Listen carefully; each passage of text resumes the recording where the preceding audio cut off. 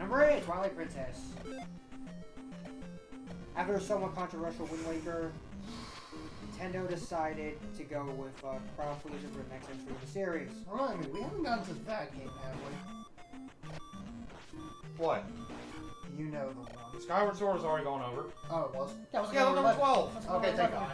I was gonna say, if they were putting Twilight Princess below... We were having a long-winded discussion about that. Yeah, we talked about it in depth. We have a long-winded discussion about that. Sorry, I hear Skyward Sword and I just think, wait, what? What game? Exactly. I'm sorry, what are you talking about? That was Wind Waker, I said then. That was Wind Waker, I said then. Anyways, after a somewhat controversial Wind Waker, Nintendo tried to go with a crowd pleaser for the next entry in the series. Twilight Princess was bigger and darker than its predecessor, which was exemplified by the murky Twilight Realm and Link's snarky companion Midna. They also borrowed heavily from Ocarina of Time. No shit. Sorry. Sorry, that's beef I have with the game. I mean, you're not wrong. The way I describe Majora's Mask and Twilight Princess, oh good, Zelda game's living Ocarina of Time's shadow. I mean, well, you're not wrong. I knew that's what they were trying to do with Twilight Princess, essentially, as being Ocarina of Time again, but I didn't mind that. Yeah. It's one of those things where it's like, if you got, I guess it's also one of the things where... I mean, it's not bad, it just, in comparison to the other Zeldas, it just feels boring for feeling like it's kind of an imitator. That's what happens when you imitate something. Well, I mean... And I don't mind an imitation so long as it's actually executed with some confidence. And it was, yeah. So that's my, like, defense to that, I guess is the best. I mean, also, it was only the third console game that for the Zelda series that was released after Ocarina of Fourth. Time. Oh, wait, actually... Oh, third after, yeah. Third after, okay. After he said that, I was like, oh, right there it is. Yeah, but I'm like, like, huh. Yeah, but yeah. Like the third after Ocarina of Time console releases. And I kind of have more nostalgic attachment to this one, mostly because it's my first console Zelda game.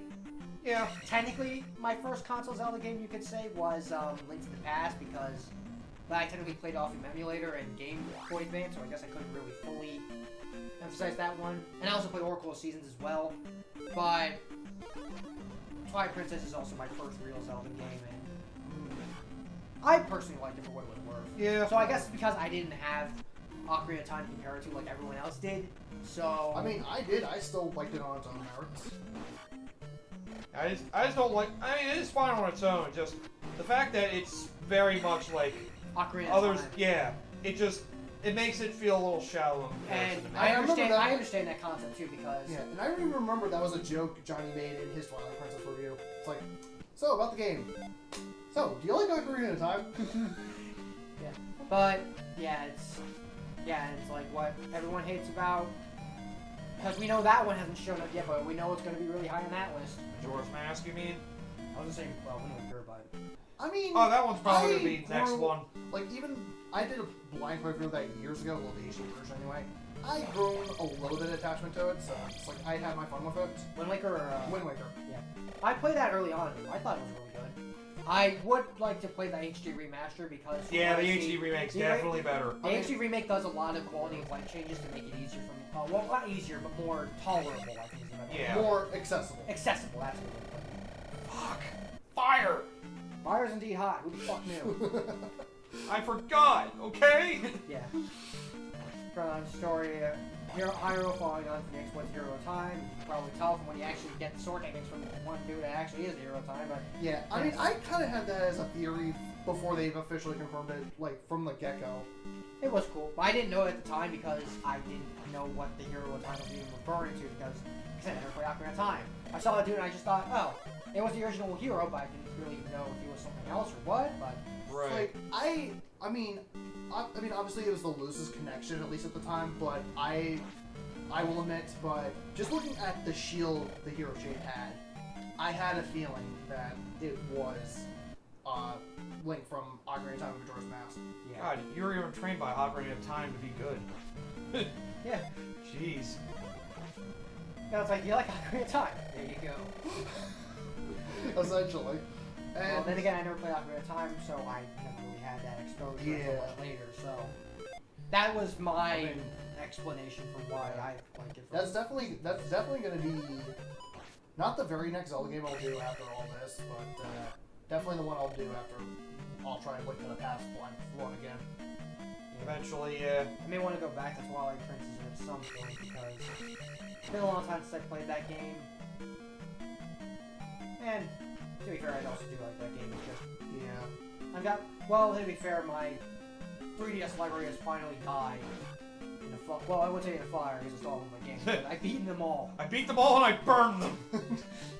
Proof. But some of those were good games. Yeah, and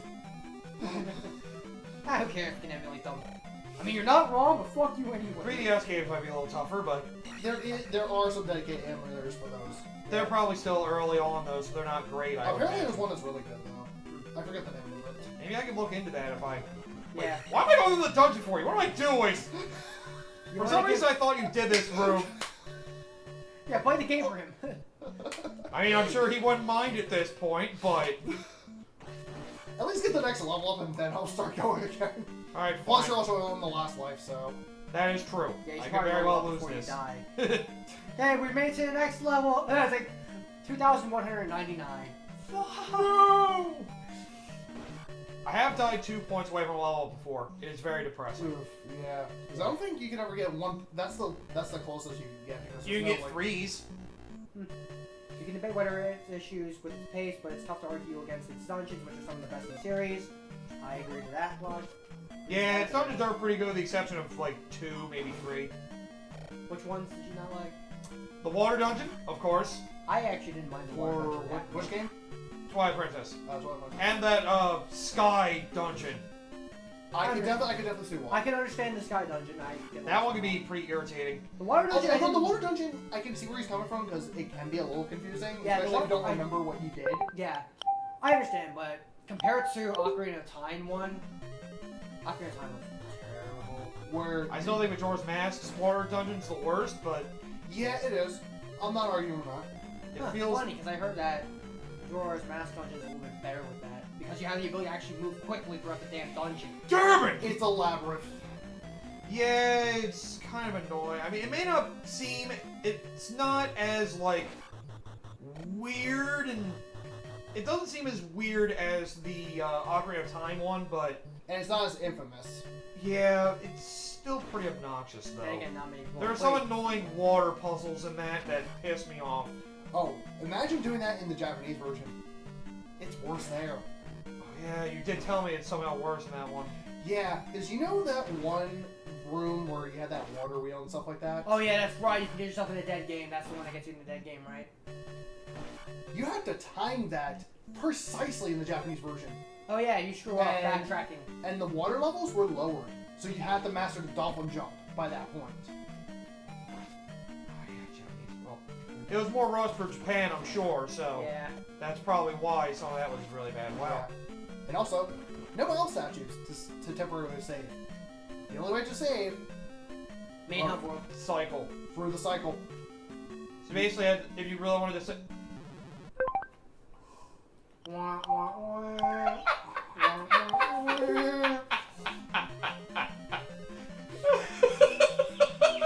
Right before the key! And also, That's what I was expecting to happen. and also with you being less than 300 experience of life. Pretty boring. Oh god. So I guess the last little. Yeah, go ahead. It remains one of the Sorry. most epic and ambitious entries in the series and retains a sizable following to this day. And with Twilight Princess HD now available, it's getting an opportunity to shine again. And that one's basically the same game. Plus one. Plus one extra thing if you have a Wolf Link amiibo. Well, it can be fully utilized with that. Yeah. I mean, there's nothing inherently wrong with the game, whether it's Wii or GameCube, in my mind. Like, I play the game version, I didn't.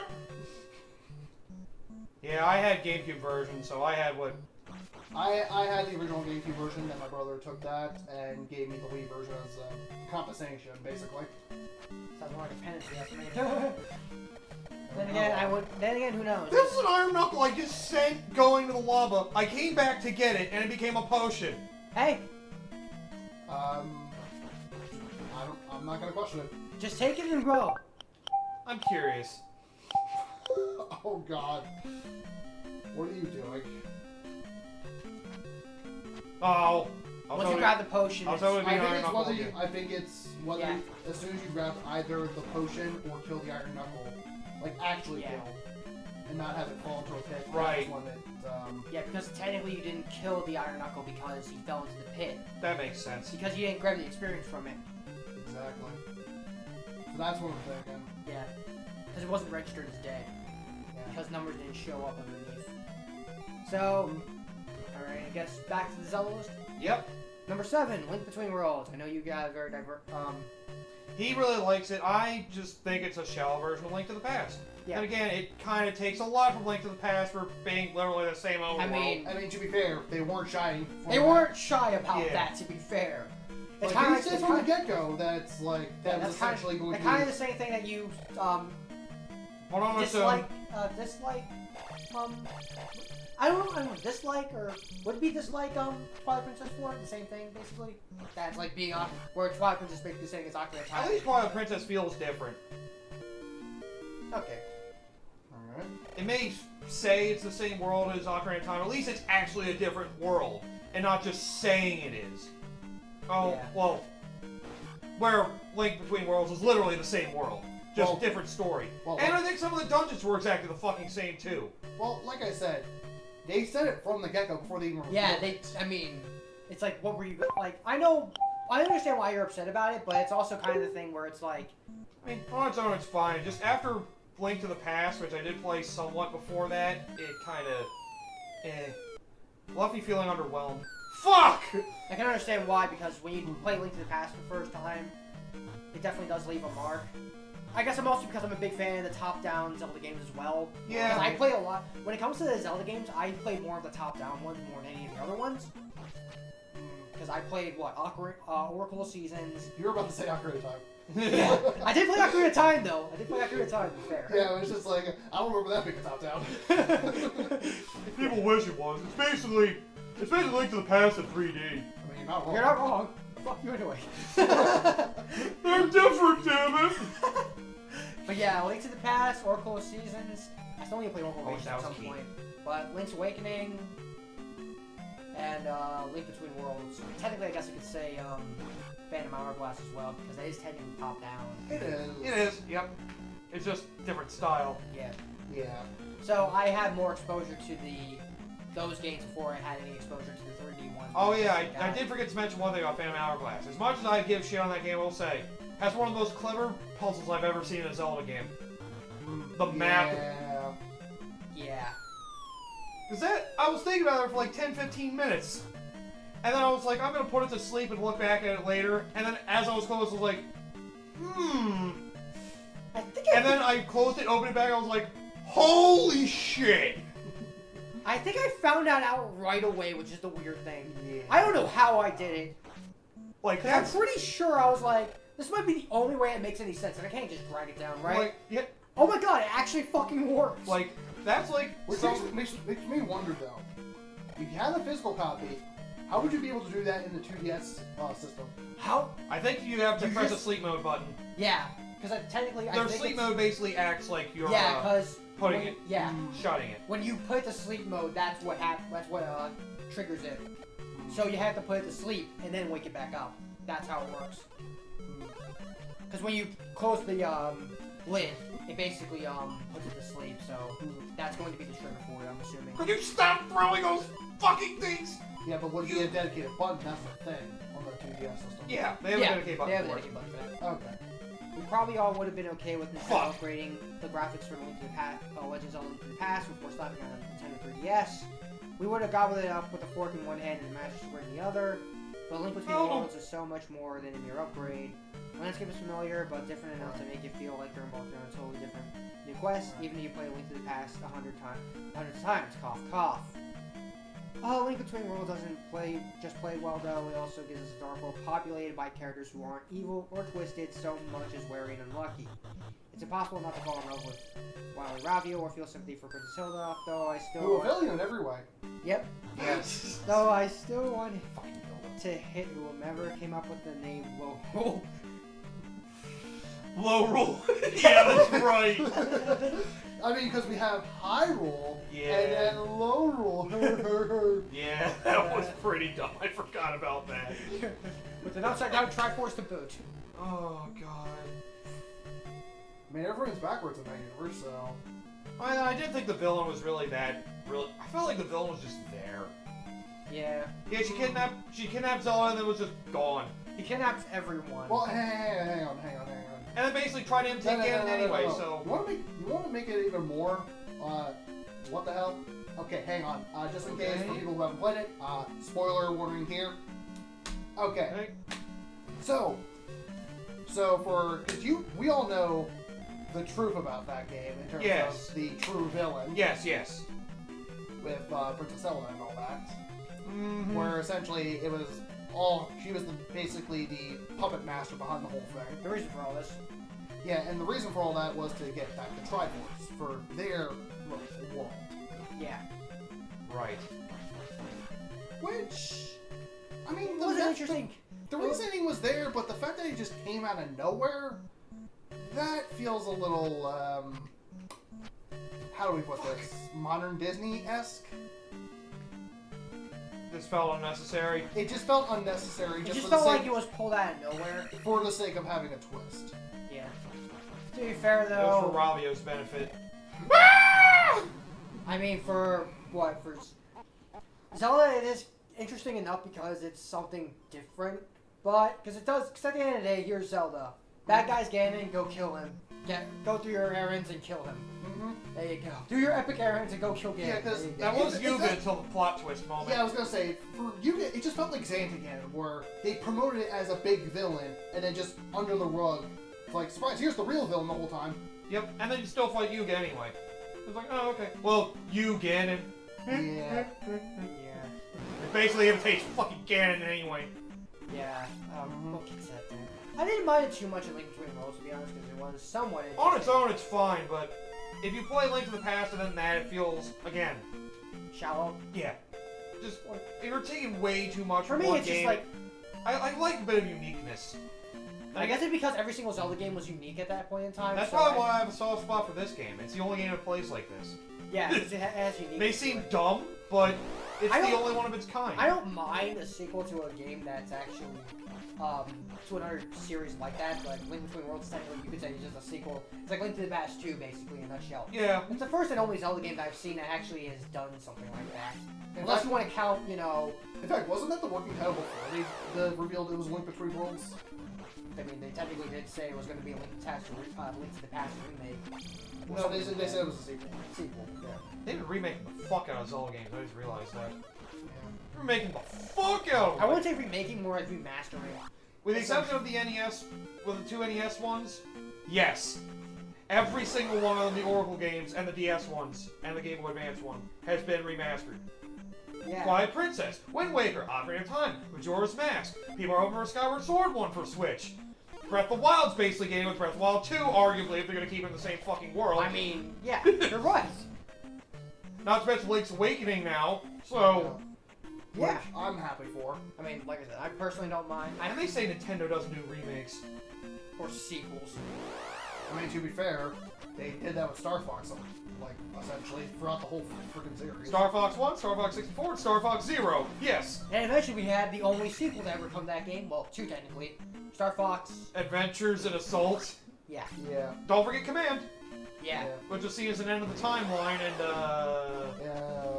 Which ending was the canonical one again? supposedly the main one, the first one you run into, where you Crystal basically leaves you again to go back and join Star Wolf. Which, yeah, by the way, at the beginning of Command, apparently she said Star Wolf because Fox wanted to disband the group. Well, no, the group disbanded and she wanted to be with him. He's like, no, I want to be a bounty hunter or whatever. He put Star Fox above her, basically. So she joined Star Wolf. Smooth move, Fox. Hey Einstein, she's on your side. Not anymore. Yeah, and then basically, you have to go through the main route of the game the first time before you get split off to have 9 different endings. Yeah. And the main ending is basically Star Fox is back together, minus Crystal. So it's pretty much just Fox, Falco, and Slippy, because Peppy's retired at that point. Yeah. See, if any game series has like those games where it's intended to be the final game and they have multiple endings, That was Star Fox Command. Yep. Realistically, it shouldn't matter what ending you get, because any of them could be easily the canonical ending. Yeah. Oh, unless you could be like another game that we all know and hate. Take a wild fucking guess which one I'm thinking. X5. I would say X6. Neither of those two games are those two. X5, yes. Yeah. X6, yes, as well to some extent. Because Zero series. X7 as well to that extent. They have multiple endings. Yep. Depending on who you kill That Signal was- with. Which good luck getting that Zero ending, by the way! And then, Which is sadly the most interesting ending in that game. yeah. And then I was thinking of freaking Shadow the Hedgehog. Where however many fucking and then again, it's like however many fucking endings there are, which all don't fucking matter because you make You get it through all 10 of those endings? Oh, here's the true ending! Oh, go fuck yourself. Yeah. Yeah. This is who I am. No, this is Which- who I am. Final story happens. Fuck you. This is who I am. Now shut the fuck up. I know! I've heard you 10 times. I'll fucking. See, as a game by itself with Shadow the Hedgehog, I wouldn't have minded as much The repetitiveness of having to get through all those endings had in it the not been for the fact that they had a final story. Yeah. That kind of undermined the entirety of their whole point of the promotional thing. Yeah. Where it's like which will you choose? To be a hero or a renegade? It won't matter, you'll be a hero by the end It's like, oh, by the way, it doesn't matter because you're going to be a hero anyway, whether you like it or not. Yeah. Even though I swear to God, the villains in that game are the worst fucking things I've ever seen. Including Sonic! No, that isn't entirely true. There is one villain that's worse than that. Yeah, villains. Billion. I like it. Yeah, there's one villain. What is the billion of millions? Max Billions. Thank you and good night. Anyway. Oh, magic. Yours. But yeah, there's one villain who is worse than him. Well, technically two, I guess, if you count him. I mean, the guy who fucking sits there and tries to make Shadow evil but really does nothing. That was one, yeah. But that was also The thinking president? I was gonna say which one. There's a couple of those. Yeah. There was also The president? Yeah, there's also fucking 6. And then, but then the ultimate of bad villains is taken by none, crowned by none other than fucking Infinite. 1 over Infinite, excuse me, because that's how much your fucking intelligence is. 1 over it. God damn it. Yeah, because that's how much your fucking intelligence is worth. Absolute 0. Of the mainline Sonic games, that is now the only one I haven't played. Yeah. So I don't count Chaotix or the Boom games. But yeah, Yeah.